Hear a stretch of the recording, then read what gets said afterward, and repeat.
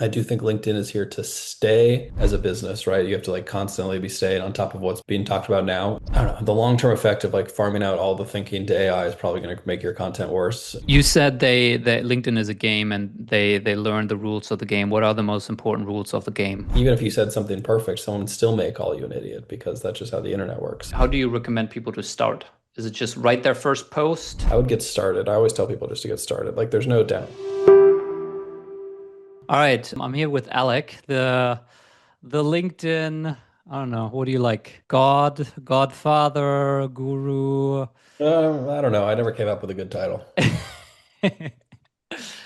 founder of Sales Brand and LinkedIn consultant to some of the biggest CEO, founder brands on LinkedIn, people like Adam Robinson, Gal Aga, Sam Jacobs, a couple other ones. I don't know who you can name at this point or not. Feel free to add anyone you want to add in there.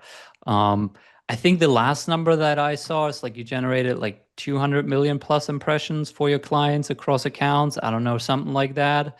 But yeah, anything to add or correct there in that little intro? I think it's more like 500 million, but it's across like a number of years. It's like probably 5 years at this point. There you go. Five, 500 6. million.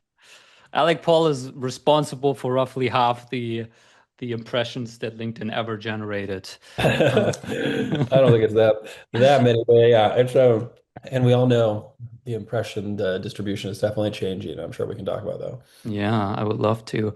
Um, cool. And then obviously I see more people rolling in here now. Anyone who can turn on that camera, that's always appreciated. Dave, Alexandra, I appreciate it. And then I obviously have a bunch of questions for Alec, but feel free to drop your question in here at any point and I'll try to incorporate it in the conversation. Otherwise, towards the end, we'll have a little bit more of a dedicated Q&A, but I'm sure you guys joined for a reason. Maybe you're trying to build your own LinkedIn brand. Maybe you're managing someone's. Maybe you're trying to do this in-house with your team. I don't know. But feel free to, drop in your question, your problem that you're trying to troubleshoot. Claire, thank you so much for turning on the camera. And let's go. All right, first question. Okay, someone on the live stream asked 500 billion or 500 million? I think it's million, right? Yeah, it's million, definitely not billion. Yeah, I mean that's disappointing. That is just Um, you're on your way.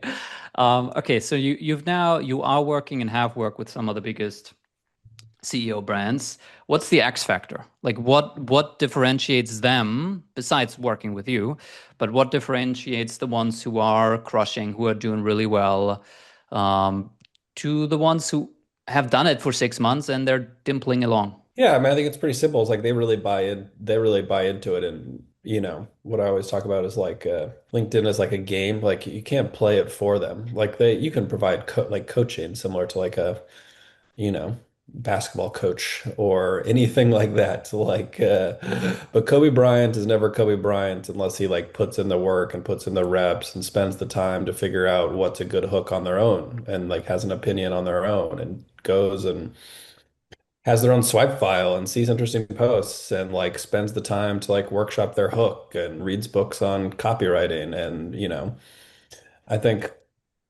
unless you're willing to put in that level of effort, you're never going to be like a top Hmm. 1% type person. It doesn't mean it's not incredibly valuable for you, but like that's what I've seen as the differentiator between you know, the two categories of folks that you just brought up is like they're really willing to put in a lot of time. There's other things like they've done really cool and interesting things and have an experience set that matches with their ICP. And that ICP happens to be really prevalent on the platform. Like those obviously are big X factors as well. Yep. Um, but yeah, those are the main things I would say for sure. You said that LinkedIn is a game and they learn the rules of the game. What are the most important rules of the game for people to know?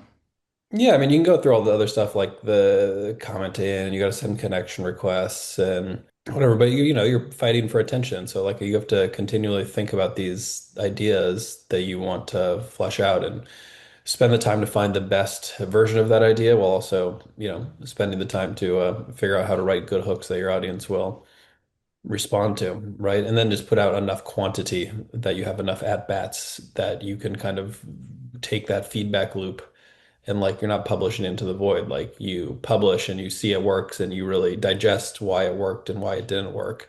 or why maybe it did, you'll never really know, but why it maybe worked or didn't work, and then takes that into the next idea and takes that into the next post. The sense that like it compounds, right? So What is that that, quantity of at bats that is significant enough? I mean, I don't know, I want to say like LinkedIn. It's funny, I think like I don't know. I mean, you could do like a schedule for sure. I'd do like 3 posts a week minimum, things like I don't think you can get anywhere without that. You can do more, and we can talk about AI, I'm sure, of like how it's become much easier, too easy possibly to create Hmm. massive quantities of content. Um, but yeah, 3 a week, and then you got to give it 3 to 6 months. Someone like Adam like didn't have his first, quote unquote viral post for like 4 months.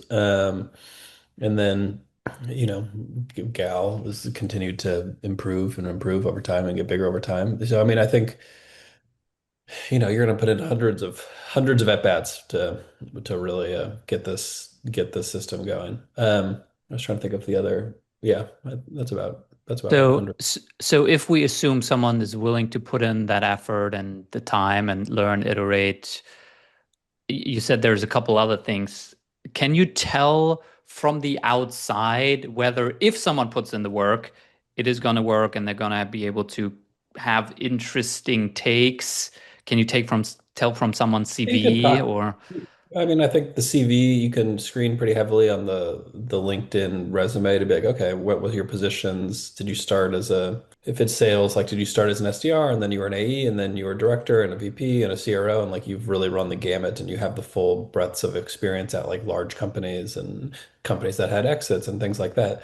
You can kind of try to tell from the outside. I mean, you really have to talk to the person. And then I think so much of it is like an X factor, right? Like you have to, I've been wrong. There's people I thought would be like really great, or we didn't have the right mind meld or whatever, you know what I mean? Like it yeah. didn't work the same, of course. Like, so I'm not batting 1,000%, but you can kind of tell but some people get addicted to it and like really want to continue to improve, and other people, they can still get a lot out of it by putting in, you know, a couple reps or whatever every week, but they're not going to end up being like, I'll keep going back to Kobe Bryant or whatever.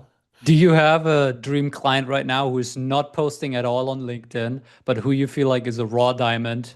And if you could get them to do it, No, I'm not gonna I can think off the top of my head. I'm sure there's some people that are dominating on Twitter and stuff right now that like just mm, have an aversion to LinkedIn that with some very basic tweaks and best practices could probably crush it really hard on LinkedIn and build massive audiences. It's funny, you have to find the sweet spot too, I think. Is the other thing I didn't mention is like where LinkedIn will be a like a serious piece of leverage in your business. Whereas like, okay, I mentioned the people that like spent a lot of time doing it. That's because like it can have a dramatic impact on their business. It can take them, say, like a $20 million business or something like that, right? But say you have like a $500 million business, like how much time do you really like LinkedIn could be very great for you, and but it'd be more like narrative development and like, it's just different, right? I think. PR, staying in touch with Yeah, people stay in customers. touch with buyers and things like that. It could still be highly impactful and maybe you'll have an act for it or whatever. But at that point, like the ROI may be different for how much time you're willing to spend or whatever. I still believe there's incredible value in it, no matter what level you're at or how much time you want to put into it. So Yeah. Luke, I'll get to your question. Now, there's the kind of expertise part. So people just have knowledge and insights about whatever the thing that they're talking about, whether it's sales or marketing or running a business, entrepreneurship. But then there's also point of view, which is just an interesting, unique point of view on like how to do it. And your clients, I mean, Adam Robinson, there's the kind of VC versus bootstrapping idea. With Gal Aga, there's the buying as a service, I think, concept. Do you spend any time when you work with a new client to try to develop a POV, or is this kind of an emergent thing? it's more of an emergent thing. I don't believe in like here's your next 12 months of content strategy. It's like you really just throw in a lot of stuff. Like get going, get started, throw as much stuff at the wall to see what fits. And like you can try to kind of uncover it as you go, but it's really just like responding to what the audience is. Oh, you put up a post about, I'm sure, I don't remember if this is how it happened, but I'm sure it did with Adam. We put up something about anti-VC or bootstrapper, and we're like, oh shit, like people really like that.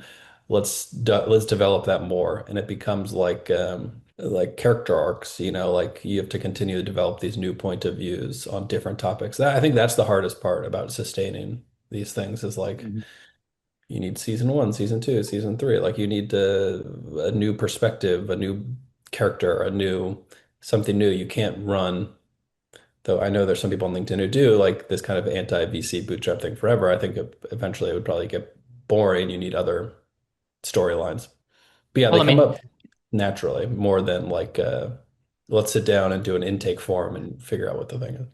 I guess message market fit is similar to product market fit. It's not like a Sure. you achieve it once and then you have it forever. It's a continuous, You have to continuous develop. Like you're not always in product market fit. yeah, Or like times changed. Outbound was broken, and the SDR model and predictable revenue or whatever was broken. Like that's cool, but you can't be talking about that for 3 years. yeah, It has people like, yeah. yeah, that's right. Let's move on to the next thing. Do you believe in content pillars? Mm, Like, do you think about those yeah, things? Do you define them? I haven't as much. I'm by no means like follow all the best practices, and probably I should a little more of having here are our content pillars. We're going to talk about these four things. I think they can help with like if you don't know what to write about, like say you're stuck or whatever. Like, okay, let's go back to our pillars. But it's also of like it's like a very personal process where it's like they should be able to write about whatever the hell they want to write about. You know what I mean? So. I'm not like totally very strict about this. I don't think I've ever said like, well, this what content pillar does this fit under? I'm more Yeah. trying to get out a post and see if it works and move on to the next thing.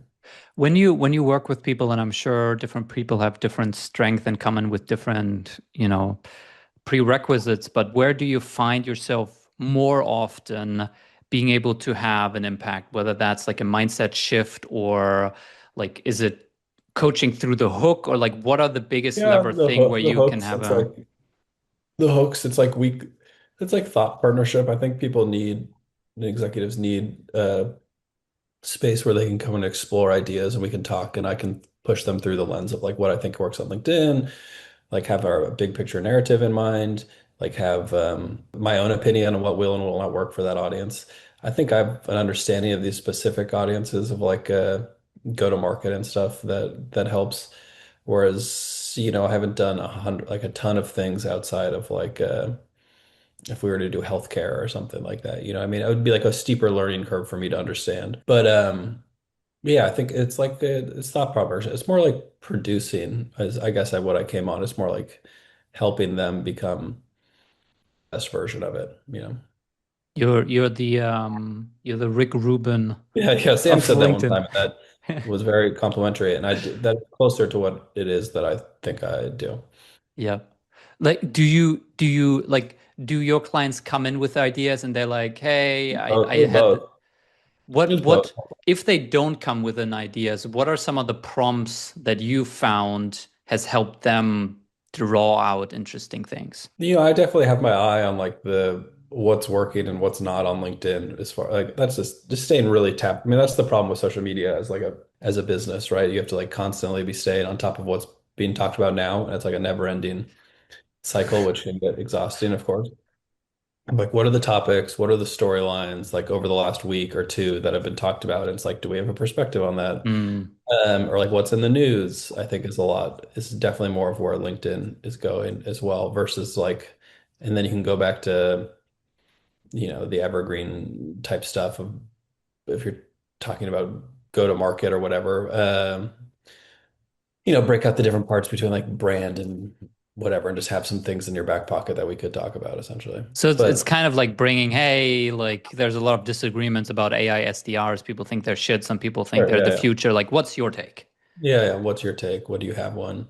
I think you always need to be doing that stuff. That part's gets that's the never ending cycle of it, right? Okay. So, like, let's talk about recent things that you notice because, as you said, I mean, obviously the conversation constantly changes, but also LinkedIn constantly changes.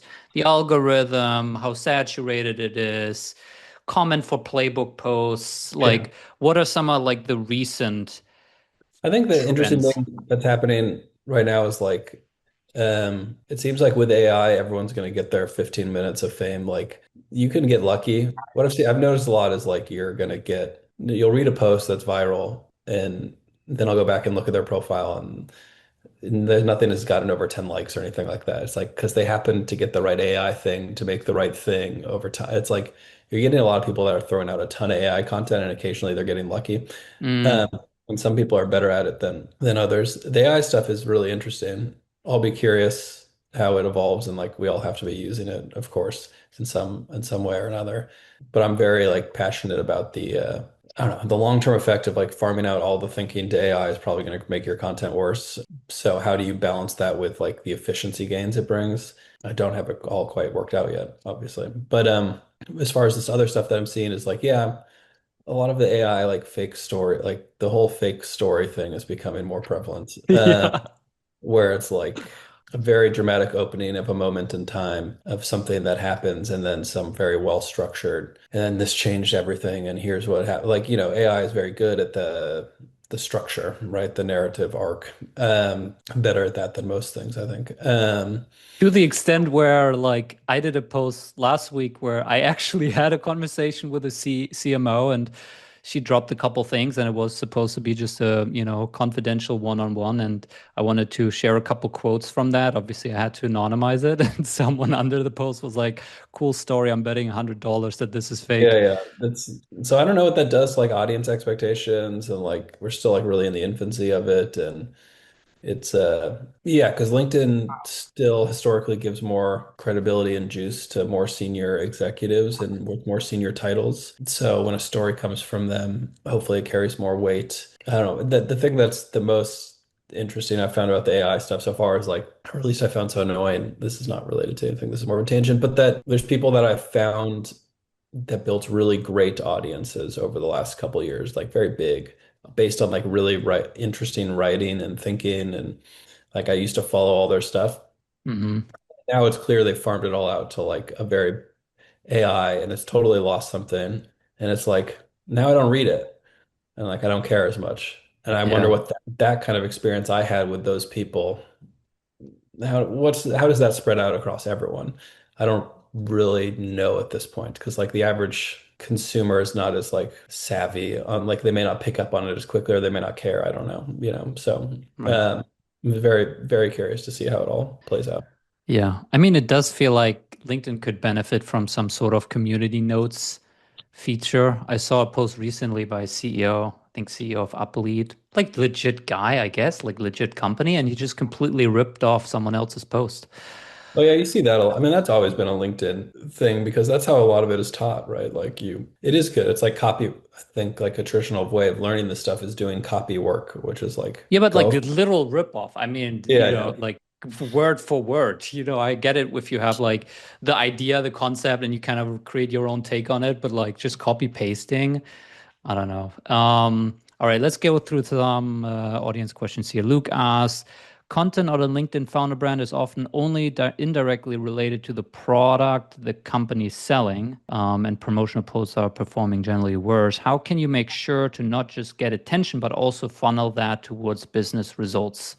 Or is that even the primary goal So LinkedIn is that's best? That is the harder part, Luke, for sure. Yeah, the promotional posts don't do as well. I would always like if you're doing a promotional post, the trick that I've found at least is like it's totally buried, right? Like you should be able to get 90% of the way through that post and you have no idea that you're about to be sold something, right? So if you can uncrack that, that helps a lot, right? Like when I first started promoting podcasts back in 20, whatever year it was, 2020. If we started the post with, if anywhere in the first 75% we mentioned that this is about a podcast or anything like that, it did 10% of what I did if I had some great post that stood alone. And then at the end, I said, if you want to hear more about this conversation, if you want to learn more about this thing, like here, come do this thing. So I think that's the way you need to think about all promotional posts, minus like the occasional like big company announcement or something like that, where you're going to get a ton of internal support. And like, I think you're owed I'm thrilled to announce like, you get one or two of those a month, right?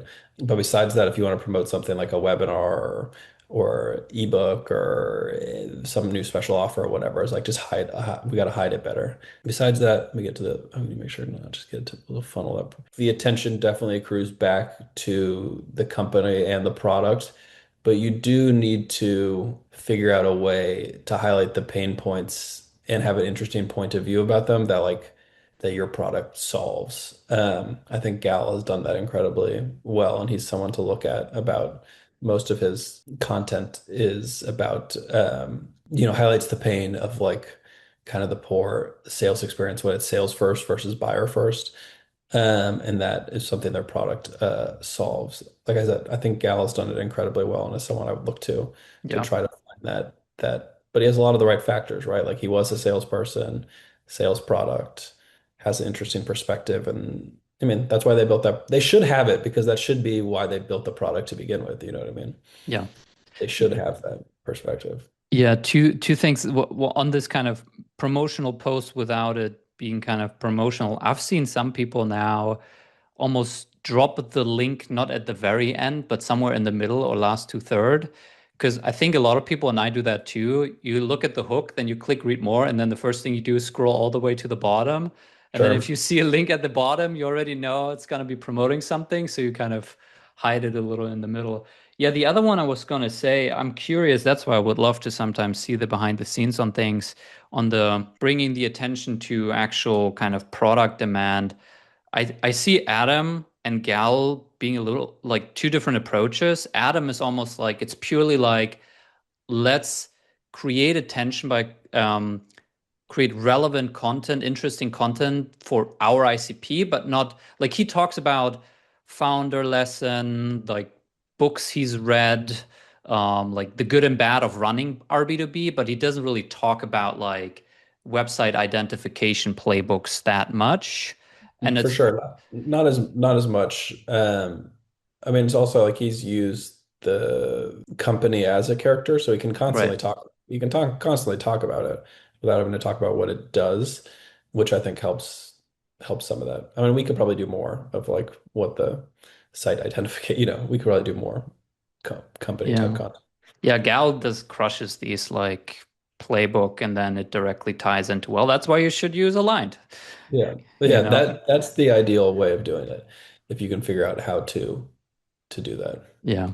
Now, next question. Emily asks, most of the CEOs and founders I worked with have great real stories which can be used for content material to go viral on LinkedIn. At the same time, they do also have a fear of being judged on LinkedIn. Question, how to get CEO and founder Yeah. overcome these psychological barriers and feel more comfortable? You got to get them, they have to get one, right? Like you got to find the one that they're just comfortable with enough and it works and then they want more of it. You know what I mean? So it's like, yeah, that is a hard thing. I don't know. I mean, but I don't know, I talk to them a lot about that stuff.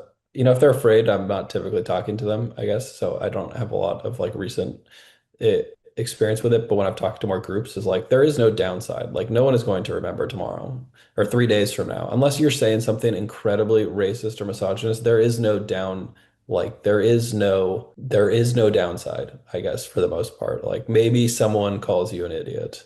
And like, but like even if you said something perfect, someone still may call you an idiot because that's just how the internet works. So um I try to talk a lot about how like everyone forgets and use this idea of like it's like what's the thing I always say? It's like every piece. It's like there's this art form. It was called pointillism, where it's like all these little dots that creates this bigger picture. So it's like that's what posting on social media is and brand building is. Like all these little dots are your posts and your comments and whatever, and they create this larger picture of who you are and what your brand is. Like no one's going to remember if you put one dot in the wrong place, right? So it's like it's a very long-term thing and they have to get started. So it's like I try to find something easy that they can start with that they're comfortable with, but like knowing that your job is to get them addicted to it or hooked on it. And to do that, you have to have results and they have to drive the dopamine to their brain just like any other social media network. So I don't know if that's a great answer, but I do spend time talking about how like there is no downside, right?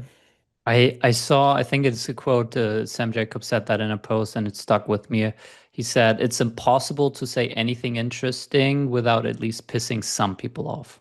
Yeah, and everyone's gonna, that's 100% correct. And everyone reads it their own way, right? Like many people are not operating in good faith and are totally going to misread whatever you said to whatever was pissing them off that day. So Yeah. uh, that is just part of the game.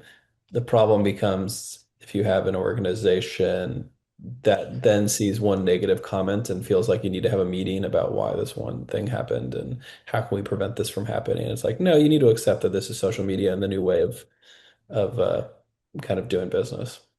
I noticed that one of the things to kind of keep people at it, and this is what you talked about, is to have them have as quickly as possible one experience of a post that does really well for their standards, which might not be uber viral, but it might be their Sure. best post ever. Do you have any kind of go-to ways to try to engineer that as early as possible, even if that might not be the thing that you talk about most of the time? No, I mean, not really. Everyone's unique, you know. I think LinkedIn's still like a credibility platform, you know, using the most impressive things they've done, tell their biggest stories and stuff. You know what I mean? Dude, try to lead with you sold $1 billion company. Like I wouldn't save that for month three. You know what I mean? Yeah. I, Sounds good. Karn asks, what are some unpopular opinions you have? I'm assuming this is regarding LinkedIn kind of brand building, but feel free to take it anywhere else you want. Sure. Well, lots of unpopular opinions, I'm sure, about LinkedIn. I think I'm fine with the comment me thing. Like there's a lot of people hate it. You get a lot of negative whatever, but like that is currently the way the algorithm and the incentive structure is orchestrated. And it's like you can fight that all you want, but clearly figuring out a way to engineer comments and obviously delivering on it is a huge part of that. But I'm not like it's not some like it has been kind of captured by a lower end of the market, right? Like guys sending NA10 workflows and saying you're going to replace your $200,000 marketing machine type thing with one AI, and that's kind of given it worse reputation. But like it's a very standard social media practice that has existed for since Instagram of like there's a whole company called ManyChat that is built off the back of this thing.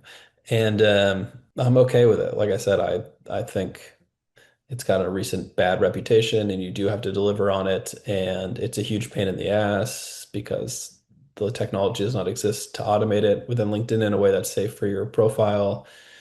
But like you can look at the recent success of there's a company called Unify. Its name Hmm. is Austin Hughes. They just Yep. raised $40 million off I don't know, 500, $200 million valuation or something like that. And you know, he's a consistent part of their strategy was these comment me posts over the last 6 to 12 months, and it paid off really well for them. You got the Yep. guy from Carey who sold Teachable for like $100 million, who's doing these kind of comment me posts first thing. My point being, like, it is not strictly reserved for the agency boys that are doing Yeah. AI workflows. Like, find a way to do it that works for you. So I don't know if that's like a Yeah. unpopular opinion, but Cool. Had Austin Hughes on the podcast, so if one people want to deep dive on his stuff. I think what's interesting about him is he usually does it with his newsletter. So, yeah, I mean, so the link he sends is his newsletter. I don't love that part of it for sure. It's so But smart though. I mean, I don't know. It's smart. like, And it didn't seem to have any negative effects, and people forget and whatever. I do think it should be some kind of something valuable that's not like immediately accessible, like on your blog or you know something yeah, special.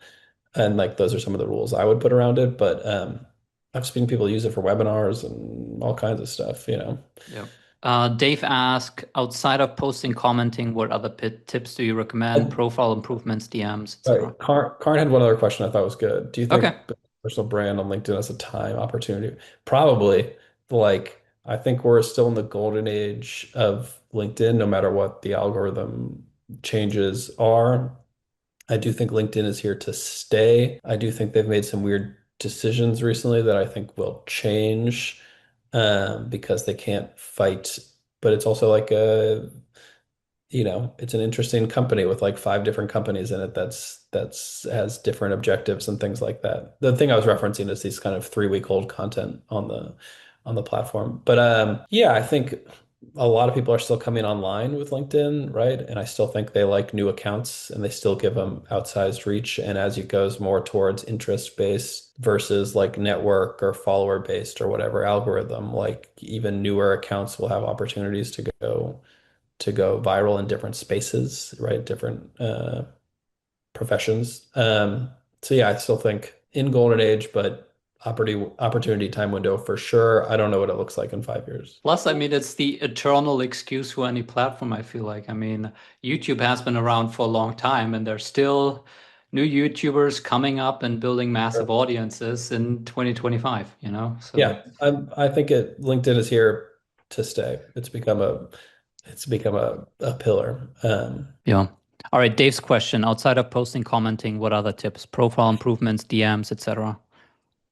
Yeah, I think DMs, Finn can talk about this as well, but I think DMs are a huge part of where all the business is generated. You need to set up systems and things to do that. But and I would be wary of automating anything if you're not just like more of an SDR or whatever. I think Darren McKee is a good example of someone who does this incredibly well and talks really heavily about that and definitely worth a follow of like he's like a social selling guy more than anything.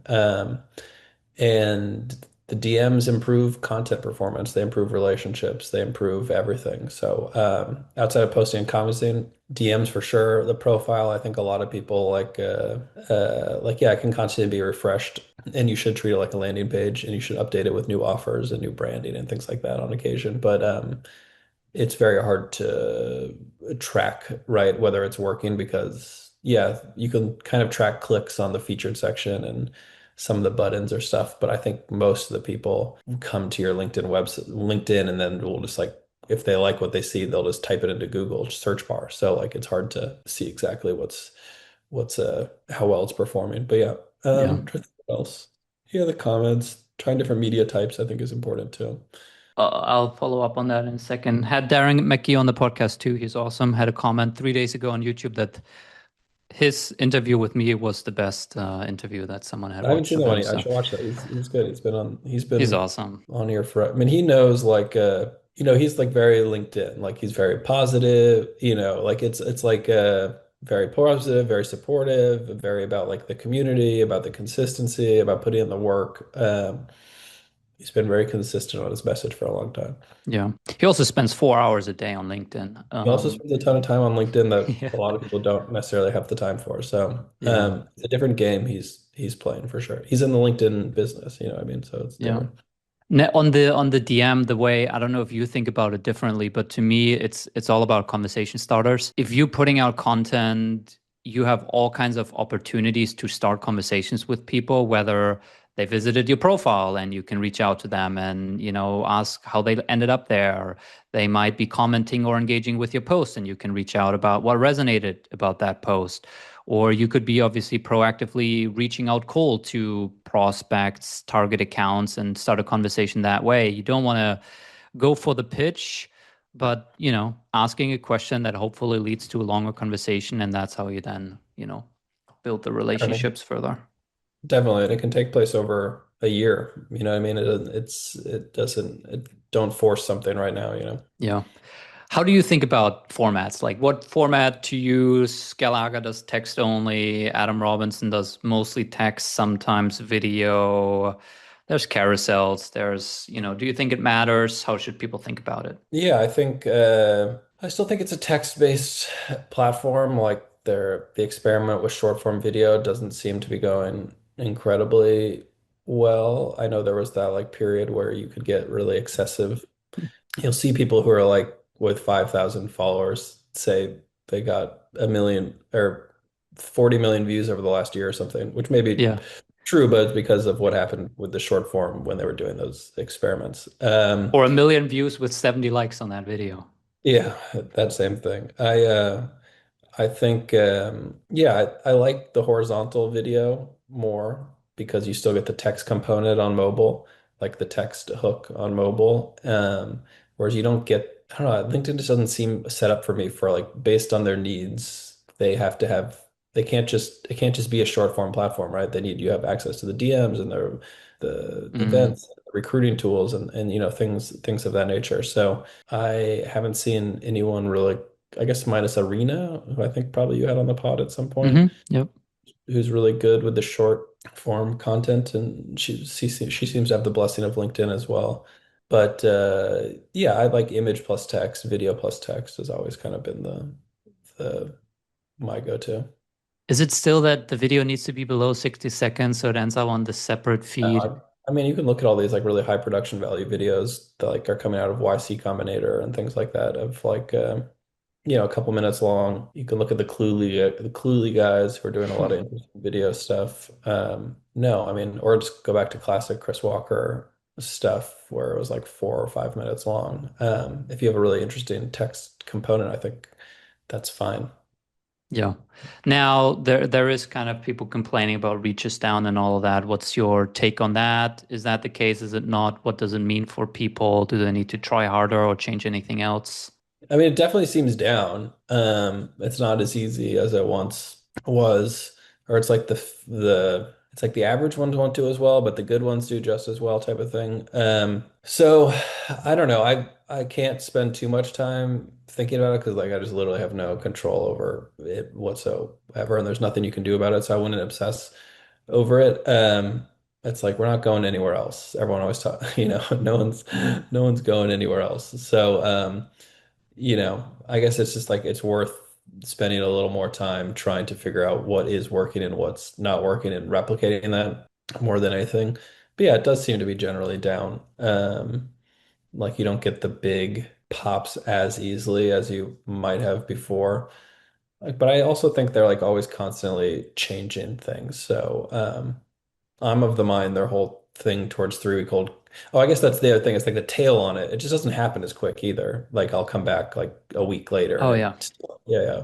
So it's like it used to be the first you could tell something was going in the first 10 minutes or the first hour especially. And now you really can't. So it's like I used to delete a lot of shit. Like if it didn't hit in the first 10 minutes, I'll just delete it and try something else. Can't do that anymore. But you can't It's do that anymore. frustrating.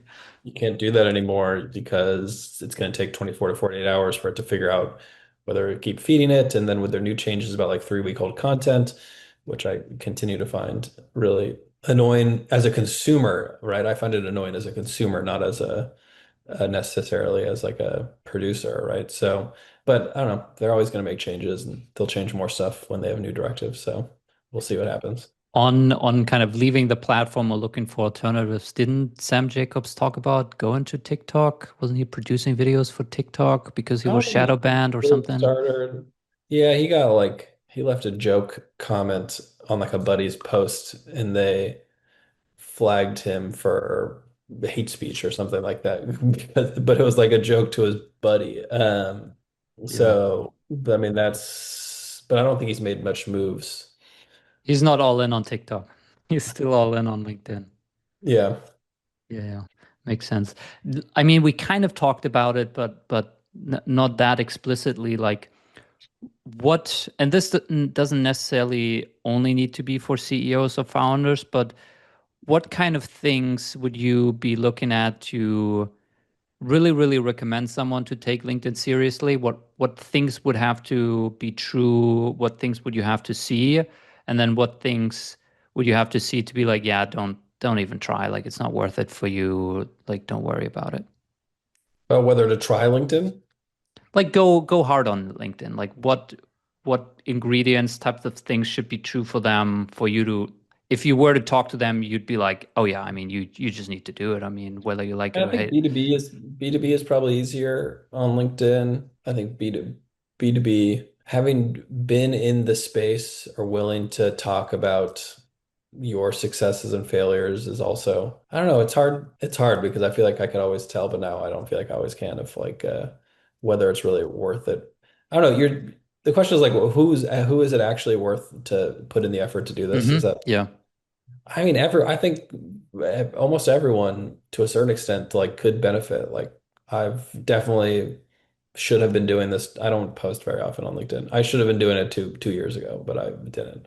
Right. And I regret not doing it. It's only harder now. And it's gonna be harder when I start. So like I think it will become difficult, and I would recommend that anyone start now and start doing it, even if it's only at a basic level of once a month or once every couple of weeks or whatever. There's no one I really would say that's not worth it. It's just about like how much effort you put into it. Mm, That depends on what results we can get you. Like you're gonna have to go hard at it for a couple months to see if you have the juice to make it work. yeah. Who are some people that you're, I don't know, learning from, studying, people you think are currently innovating, trying new things on the platform, or getting different inspirations from, I don't know, Twitter, other I mean, places? I'm like been very I have like as a practitioner or whatever, and now I'm like looking for AI content and like seeing what's doing well and why it's working. Mm.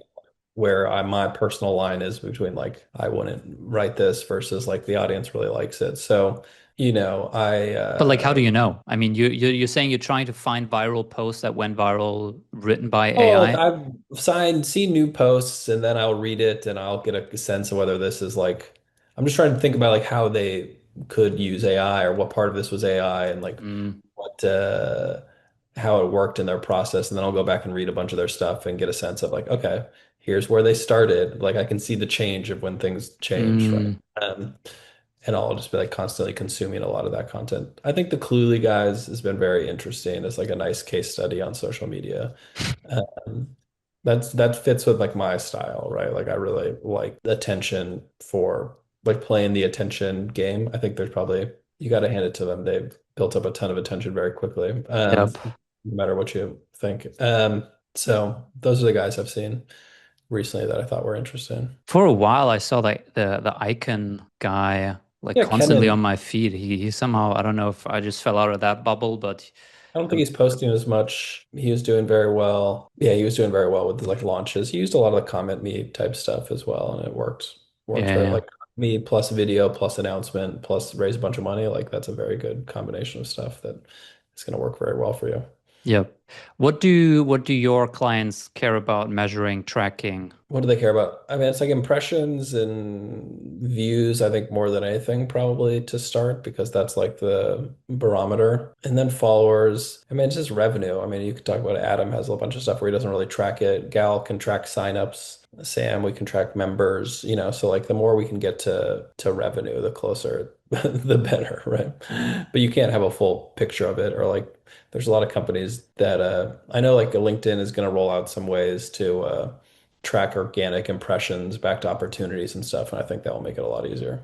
What, can you expand on that? Oh, I'd heard something from someone that there was some like experiments of like, being right now you can track like ad impressions, right? Mm-hmm. Back to opportunities, and that's how they show conversions. I think at some point they'll probably try to do some of that stuff for organic as well. Mm. If they want more people on the platform, how do you incentivize executives to, you have to be able to show executives it's working outside of gut instinct, essentially.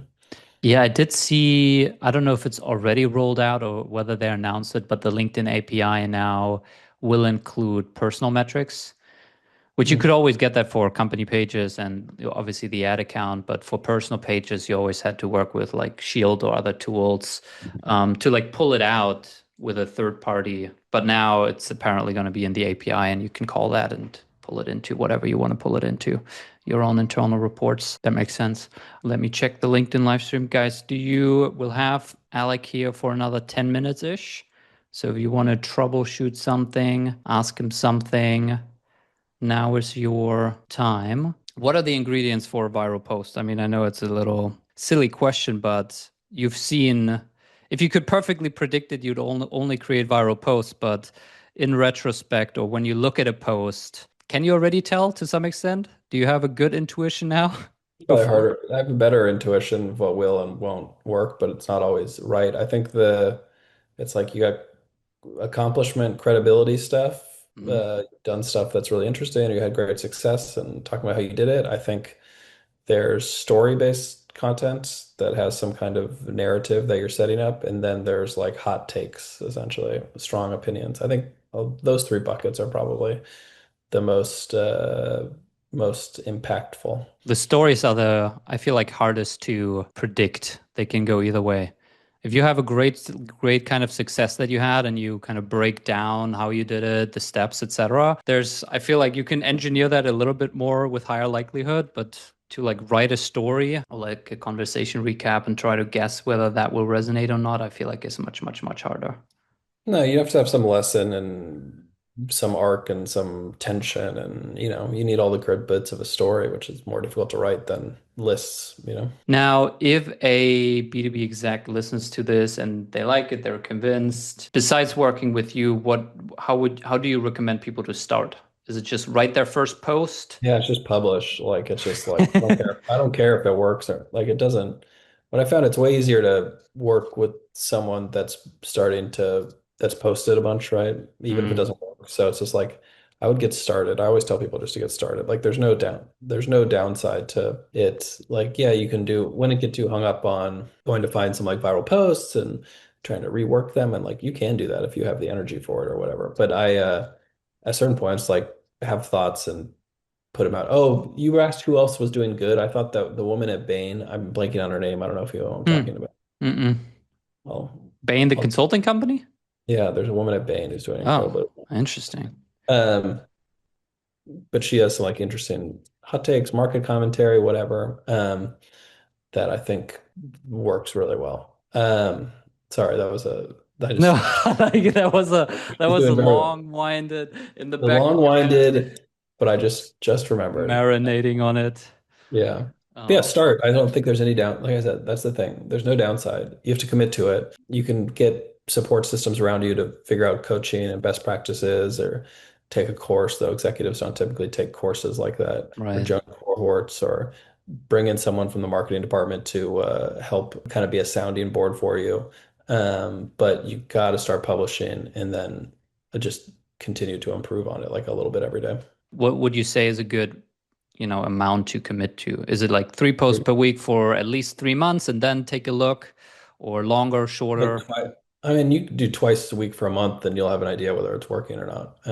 So I mean, that would be the minimum, probably twice a week for a month or two, and then start readjusting. I mean, if I was me, I would readjust after a day or whatever. What's next for you? Like, is it, I don't know, are you looking at other platforms? Are you happy with how you approach things? Is it this AI thing, trying to figure out how to better leverage it to make it more efficient for people? But like, what's next for you? Yeah, I mean, continue to work with people that want to put out interesting content and put in the time to create that content. Yeah, I'll definitely be experimenting with more AI and I have to figure out how to do it in a way that like doesn't I still think the best content comes from like bleeding on the page. Like the thinking and the writing shapes the best idea and that over time wins, the best idea wins. So how do you combine that with AI? I don't quite know yet, but there's a way to do it, I'm sure. Do you are you into any tools? Anything you use? Nothing. I mean, there's a lot of popping up. Like Matt Barker always posts. What's he talking about? Magic Post. I haven't used it, but when I use that stuff, it's just like typically Claude or ChatGPT, and Yeah. you know, prompting, and it's good for like to give you another word or an idea or like a sentence or things like that. At this point, I don't think it's capable of just like saying, write me a LinkedIn post, you know what I mean, on this topic, and it's going to spit something that's really good. Like you have to put a lot of effort into it. Um, but yeah, I don't have a specific tool. I'm trying to think of the Any other one that I saw people using. Any other tool that you use for LinkedIn? I mean, I know you're not a fan of automation for outreach, but anything to, I don't know, keep No, track of no, stuff or not really. Not really.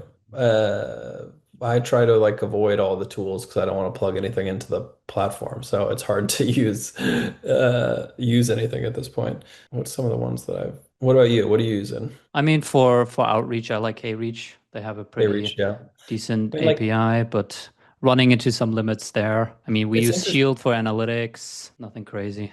The hair thing is so interesting because I'd be like terrified. Like if that was my business, I'd be scared, right? Like because it all technically, LinkedIn can come in at any point and be like, we don't want this. Yeah. But they seem they know that people use tools like that, and I think this is a smart bet maybe from them. It's like to use the platform more and to use it better. And they don't have the tooling currently to build up. So you need this ecosystem of third-party tooling that's going to build the stuff that you haven't built yet. Um, I think it's how they get people to get Sales Navigator.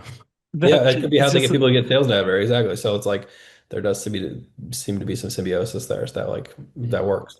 Yeah. No, it's It, definitely conversation to have around kind of trade-offs there. What feature do you wish LinkedIn had that it doesn't have?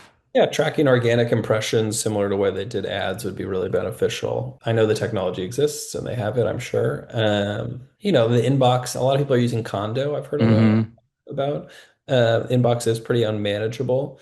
I think that's one of the biggest things, at least for like executives, is like how do you actually manage that inbox? So anything that made the inbox more manageable or made it easier for us to track like results would be definitely the things that I'm looking for LinkedIn. But like, yeah, I don't know if they're always I'm sure, I don't know. It's a big company. Who knows what's going on in there? They definitely seem to be pushing the video thing. I've been bombarded by LinkedIn videos of LinkedIn executives being pushed to The LinkedIn the thought leader the ads. the thought leader ads. Yeah, yeah. They are pushing it, which is, but I always wonder too, is like there's different parts of the company, right? So it's like it's like five different companies within a big company. So Right.